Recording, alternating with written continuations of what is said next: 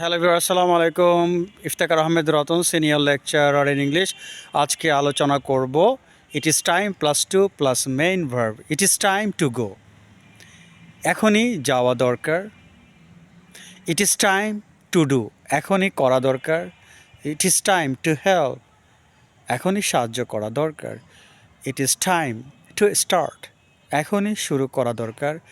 It is time to complete the work, কাজটি এখনই complete করা দরকার। It is time to advise them, এখনই তাদেরকে উপদেশ দেওয়া দরকার। It is time to read, এখনই পড়া দরকার। It is time to speak, এখনই বলা দরকার।